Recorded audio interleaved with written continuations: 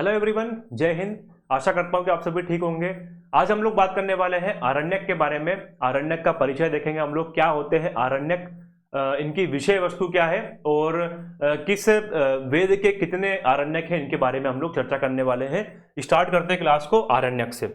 सबसे पहले अगर हम आरण्यक के बारे में परिचय देखें कि आरण्यक मतलब होता क्या है, तो देखिए आरण्यक जो है ये अरण्य शब्द से मिलकर बना है। अरण्य और अक, तो अरण्य का अर्थ क्या होता है? वन, और अक मतलब होता है रचना। तो वनों में की जाने वाली रचना या वनों में होने वाला अध्ययन, अध्यापन, मनन, चिंतन, यानी जो जंगलों में बैठकर वनों में बैठकर अध्यापन करते हैं, चिंतन करते हैं, जो लिखे गए हैं वो कहलाते हैं अरण्यक। ब्राह्मण ग्रंथों के पश्चात अरण्यक ग्रंथों का स्थान आता है। सबसे पहले वेद, फिर ब्राह्मण ग्रंथ, फिर आते हैं आरण्यक। इनका क्रम भी याद रखिएगा आप लोग। ब्राह्मण ग्रंथों के पश्चात हमने पिछली क्लास में बात कर चुके हैं कि ब्राह्मण ग्रंथ कौन कौन से हैं। ऐत्रेय, कौशितकी, शतपथ, उसके बाद शतपथ के बाद हम लोगों ने तैत्तिरीय, फिर पंचविश, षड्विश, जैमिनी, गोपथ, ये सब ब्राह्मण ग्रंथों के बारे में चर्चा हो चुकी है। तो ये ब्राह्मण ग्रंथों के पश्चात आरण्यक का स्थान आता है, जो ब्राह्मण ग्रंथों के अंतिम रूप है। वेदों के परिशिष्ट कौन है? ब्राह्मण ग्रंथ है। ब्राह्मण ग्रंथों के परिशिष्ट कौन है? वो है आरण्यक। आरण्यक ब्राह्मण ग्रंथ और उपनिषदों के बीच की कड़ी माने जाते हैं। ठीक है, इनका क्रम देखिए, याद रखिएगा आप लोग। सबसे पहले वेद, फिर ब्राह्मण ग्रंथ, फिर आरण्यक, फिर उपनिषद। तो ब्राह्मण ग्रंथ और उपनिषद के बीच में कौन आ गया? बीच में हो गया आरण्यक। तो दोनों के बीच में कड़ी कौन हो गए? ऑब्वियस सी बात है, कड़ी जो है वो आरण्यक हो गए हैं।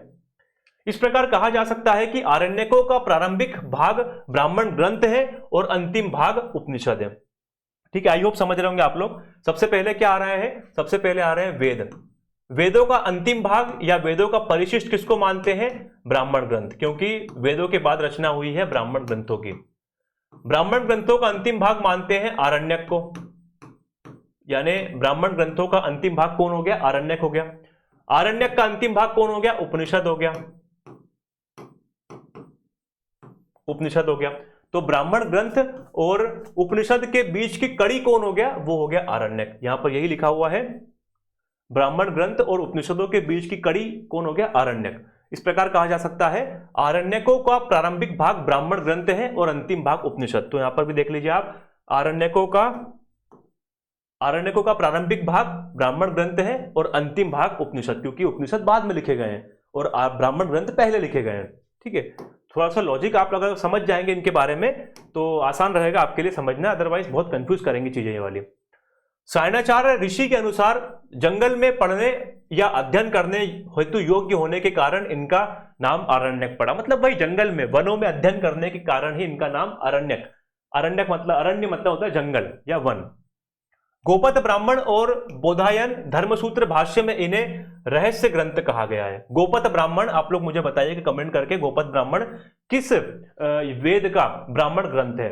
हम लोगों ने बात कर चुके हैं। तो गोपथ ब्राह्मण और बोधायन धर्मसूत्र भाष्य में इन्हें रहस्य ग्रंथ कहा गया है, क्योंकि इनमें जो आरण्यक है इनमें रहस्यात्मक वर्णन किया गया है। इन्हीं ग्रंथों से उपनिषदों का विकास हुआ है। हमने क्रम देख ही लिया है, आरण्यक से ही उपनिषद बने हुए हैं। ठीक है, आरण्यक ग्रंथों में दार्शनिक और रहस्यात्मक विषय वस्तु दी गई, ये इंपॉर्टेंट है, ध्यान रखिएगा। आरण्यक ग्रंथों में क्या है? तो इसमें दार्शनिक, फिलोसॉफिक चीजें हैं और रहस्यात्मक विषय वस्तु दी गई है, रहस्यात्मक ज्ञान, इसीलिए इन्हें रहस्य ग्रंथ कहा गया है। गोपथ ब्राह्मण और बोधायन धर्मसूत्र भाष्य में आरण्यक ग्रंथों में यज्ञवाद के स्थान पर चिंतनशील ज्ञान के पक्ष को अधिक महत्व दिया गया है। देखिए, ब्राह्मण ग्रंथ किसके ऊपर डिपेंडेंट थे? वो थे यज्ञों के ऊपर, मतलब कर्म योग के ऊपर। वो थे ब्राह्मण ग्रंथ कर्मवाद के ऊपर ज्यादा बल देते थे, जबकि आरण्यक जो है ये ज्ञान के ऊपर ज्यादा ज्ञान के पक्ष के ऊपर अधिक महत्व देंगे। ब्राह्मण ग्रंथ बोलते हैं कर्म करो और आरण्यक जो बोलते हैं ये बोलता है ज्ञान अर्जित करो। ध्यान रखिएगा थोड़ा सा, इसीलिए इसमें दार्शनिक और रहस्यात्मक विषय वस्तु दी गई है। क्योंकि देखिए जंगलों में जनरली रहस्य, इसको आप ऐसे याद कर सकते हैं, जंगलों में बैठकर ही इंसान जो है वो एकदम फ्री माइंड हो पाएगा वनों में रह करके। और फ्री माइंड होगा तो वो दार्शनिक चीजों को देखेगा, दर्शन के बारे में बात करेगा, फिलोसॉफी के बारे में बात करेगा, क्या होती है मृत्यु, क्या होता है मोक्ष, इनके बारे में बात करेगा। रहस्यात्मक विवरण भी उसको यहीं पर मिलेंगे कि आत्मा होती है, पुनर्जन्म होता है, रहस्य के बारे में उसको वर्णन मिलेगा। कि इंसान मरने के बाद कहाँ पर जाता है, क्या मोक्ष मिलता है या कोई और दुनिया है, रहस्यों के बारे में वन में जाने के बाद उसको पता चलेगा। तो इंपॉर्टेंट सारी चीजें हैं, ध्यान रखिएगा। एक बार फिर से मैं रिवाइज कर दूं, आरण्यक मतलब होता है वन, अर्थात वन में होने वाला अध्ययन या चिंतन या मनन या वन में होने वाला जो रचना है वो। ब्राह्मण ग्रंथों के पश्चात आरण्यक का स्थान आता है और आरण्यक के बाद आते हैं उपनिषद, यानी ब्राह्मण ग्रंथ और उपनिषदों के बीच की कड़ी है आरण्यक। आरण्यक का प्रारंभिक भाग ब्राह्मण ग्रंथ कहलाता है और अंतिम भाग क्या कहलाता है, उपनिषद कहलाता है।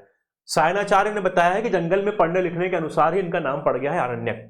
गोपद ब्राह्मण और बोधायन धर्मसूत्र में इन्हें रहस्य ग्रंथ कहा गया है और इन्हीं ग्रंथों से उपनिषदों का विकास हुआ है। ठीक है, आरण्यक ग्रंथों में दार्शनिक और रहस्यात्मक विषय वस्तु दी गई है, दार्शनिक और रहस्यात्मक। और आरण्यक ग्रंथों में यज्ञवाद के स्थान पर चिंतनशील ज्ञान के ऊपर ज्यादा फोकस किया गया है।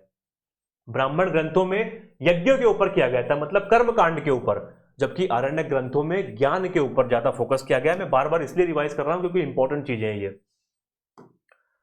इसके बाद अगर देखें हम लोग वेद, वही हमारी जो परंपरा है देखते आ रहे हैं, एक तरफ लिखेंगे हम वेद और उनके आरण्यक के बारे में बात करेंगे। तो ऋग्वेद के देखिए ब्राह्मण ग्रंथ, आरण्यक, उपनिषद नाम लगभग समान मिलेंगे। जैसे हमने वहां पर देखा था ऋग्वेद के ब्राह्मण ग्रंथ तो लगभग हमें सेम ही देखने को मिलेंगे। ऐत्रेय, कौशितकी ब्राह्मण ग्रंथ हमने वहां भी पढ़े थे, यहां भी ऐत्रेय और कौशितकी ही आरण्यक है, क्योंकि इन्हीं के ऊपर लिखे गए हैं इनके ज्ञान या रहस्यात्मक वर्णन। यजुर्वेद का वृहद आरण्यक, तैत्तिरीय या और मैत्रायणी, ये तीन हमें एक नया मिल गया है, मैत्रायणी। शतपथ देखा था हम लोगों ने, शतपथ का ही अगला भाग आ गया वृहद आरण्यक। तैत्तिरीय हम लोगों ने पिछले बार भी देखा था ब्राह्मण ग्रंथों में। हाँ, एक मैत्रायणी यहाँ पर नया, हालांकि मैत्रायणी ब्राह्मण ग्रंथ भी है लेकिन वो इतना इंपॉर्टेंट नहीं है, यहाँ पर मैत्रायणी आरण्यक इंपॉर्टेंट है। सामवेद के जैमिनी और छांदोग्य और अथर्ववेद एकमात्र वेद जिसका कोई आरण्यक नहीं है। मोस्ट इंपॉर्टेंट पॉइंट है, इसको ध्यान रखिएगा। किस वेद का आरण्यक नहीं है, तो वो है अथर्ववेद। अथर्ववेद का कोई भी आरण्यक नहीं है, क्योंकि अथर्ववेद में मुख्यतः क्या विषय है, अथर्ववेद में लौकिक विषयों के बारे में चर्चा है। अब लौकिक विषयों के बारे में क्या दार्शनिक व्याख्या करोगे आप, जादू टोना, वशीकरण, भूत पिशाच, आयुर्वेद, इनके बारे में, प्रकृति, वनस्पतियां, इनके बारे में क्या हम दार्शनिक व्याख्या करेंगे। दार्शनिक व्याख्या कर सकते हैं हम ऋग्वेद में जो वर्णित है इंद्र, अग्नि, इनके बारे में दार्शनिक व्याख्या कर सकते हैं, रहस्यात्मक वर्णन कर सकते हैं। यजुर्वेद, सामवेद, इनके बारे में हम रहस्यात्मक वर्णन कर सकते हैं या इनके बारे में दर्शन विकसित हो सकता है। अथर्ववेद के बारे में दर्शन विकसित नहीं हो सकता क्योंकि ये लौकिक विषयों के ऊपर है। ठीक है, तो एकमात्र वेद जिसका कोई आरण्यक नहीं है, ध्यान रखिएगा, अथर्ववेद। ठीक है, बाकी हम आगे चर्चा करेंगे इनके बारे में, इनके अंदर क्या क्या लिखा हुआ है। तो एक बार फिर से रिवाइज कर रहा हूं मैं, ऋग्वेद के कौन कौन से आरण्यक है, ऐत्रेय, कौशितकी, याद करना आसान है क्योंकि पिछली बार भी यही था। यजुर्वेद के वृहद आरण्यक, दूसरा तैत्तिरीय और तीसरा मैत्रायणी। सामवेद के जैमिनीय और छांदोग्य आरण्यक और अथर्ववेद इसका कोई भी आरण्यक नहीं है। अब प्रमुख आरण्यक करते हैं एक एक स्टार्ट। ऐत्रेय ब्राह्मण, सॉरी ऐत्रेय आरण्यक, यहां पर आरण्यक होना चाहिए, ऐत्रेय आरण्यक। ऐत्रेय आरण्यक, ऐत्रेय ब्राह्मण का अंतिम भाग। देखिए ऐत्रेय ब्राह्मण जो हमने पढ़ा था, अब उस ऐत्रेय ब्राह्मण का अंतिम भाग, मैंने आपको बताया है ब्राह्मण ग्रंथों का अंतिम भाग क्या कहलाता है, आरण्यक।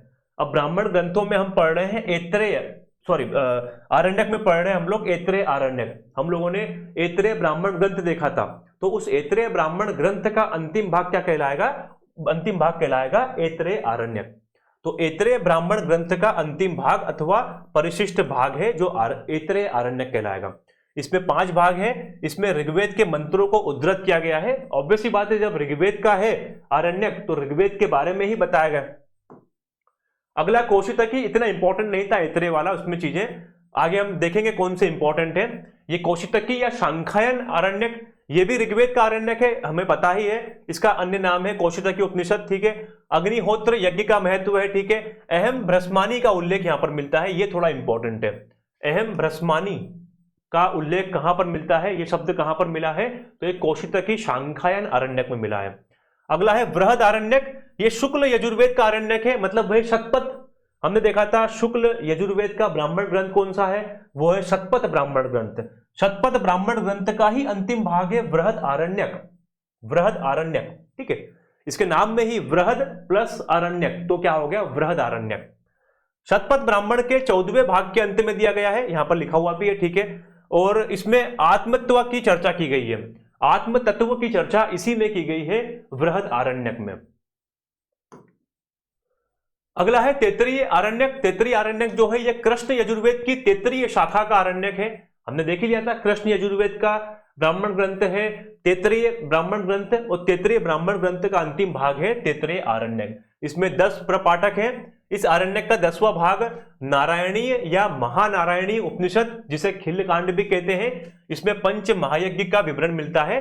थोड़ा सा इंपॉर्टेंट चीजें एक दो हैं, यहां पर आप पढ़ लीजिएगा। नारायणीय या महानारायणी उपनिषद किसका भाग है? तो तैत्तिरीय आरण्यक का है। पंच महायज्ञ का विवरण किस आरण्यक में मिलता है? तो तैत्तिरीय आरण्यक में मिलता है। मैत्रायणी आरण्यक, ये कृष्ण यजुर्वेदीय मैत्रायणी शाखा का आरण्यक है। कृष्ण यजुर्वेद का जो मैत्रायणी ब्राह्मण ग्रंथ है उसका ही आरण्यक है। इसमें 6 प्रपाठक हैं। इसमें ओम का महत्व पर प्रकाश डाला गया है। बस इंपॉर्टेंट चीज आप लोग ध्यान रख लेना, ओम का महत्व किसमें बताया गया है? मैत्रायणी आरण्यक में। मैत्रायणी आरण्यक किसका भाग है? तो कृष्ण यजुर्वेद का भाग है। कृष्ण यजुर्वेद का पार्ट है मैत्रायणी आरण्यक। तैत्तिरीय किसका भाग है? ये भी कृष्ण का है। बृहद आरण्यक किसका है? ये शुक्ल का है। बृहद आरण्यक ये शुक्ल यजुर्वेद का आरण्यक है, ठीक है। और इसमें आत्म तत्व की चर्चा है, इसमें पंच महायज्ञ का विवरण है। मैत्रायणी आरण्यक में ओम के महत्व पर प्रकाश डाला गया है। इसके बाद तल्वकार आरण्यक। तल्वकार आरण्यक जो है ये सामवेद की जैमिनीय शाखा का आरण्यक है। हमने बात कर चुके थे, सामवेद का ब्राह्मण ग्रंथ वो है जैमिनीय या तल्वकार ब्राह्मण ग्रंथ। अब जैमिनीय को ही तल्वकार कहा जाता है ब्राह्मण ग्रंथ। तो सामवेद की जैमिनीय शाखा का आरण्यक है, 4 अध्याय में है, और ये बता रहा है ओम से गायत्री की उत्पत्ति हुई है। जो गायत्री है उनकी, गायत्री जो देवी है उनकी उत्पत्ति ओम से हुई है, और गायत्री ने ही देवों को अमरता प्रदान की है। मतलब देवों को अमरता कहां से मिली है? तो ये गायत्री देवी के द्वारा ही प्रदान की गई है। इस वाले तल्वकार आरण्यक में ये बताया गया है। इंपॉर्टेंट चीज है, ध्यान रखिएगा कि गायत्री की उत्पत्ति ओम से हुई है। ये किस आरण्यक में वर्णन मिलता है? तो ये वर्णन मिलता है तल्वकार आरण्यक में। और देवों ने अमरता गायत्री देवी से प्राप्त की है, ये वर्णन भी हमें तल्वकार आरण्यक में से प्राप्त होता है। तो ये प्रमुख आरण्यक है। और उनके ब्राह्मण ग्रंथों के बारे में हम लोगों ने बात की, कौन कौन से ब्राह्मण ग्रंथ हैं, सॉरी आरण्यक है। थोड़ा इंपॉर्टेंट चीजें हैं आरण्यक का। पहला तो इंट्रो देखा हम लोगों ने, परिचय देखा क्या होते हैं। थोड़ी चीजें ये वाली इंपॉर्टेंट है जो येलो में लिखी हुई है, आप लोगों को इनको पढ़ना पड़ेगा, जो हाईलाइट की हुई है। बाकी कौन कौन से वेद है और उनके क्या क्या ब्राह्मण हैं, उनमें 1-2 पॉइंट इंपॉर्टेंट आप लोग इसको थोड़ा सा ध्यान रखिएगा। ज्यादा टफ तो नहीं है, 1-2 पॉइंट ही है। एक पेज में आप लिखेंगे तो पूरा नोट डाउन हो जाएगा। तो इस क्लास में हम लोगों ने आरण्यक के बारे में चर्चा की है, आरण्यक का इंट्रो देखा, उसके बारे में चर्चा की, कौन से वेदों के कौन से आरण्यक है, जो अब मिलेंगे हम लोग अगली क्लास में। Thank you for watching it. God bless you. जय हिंद, जय भारत।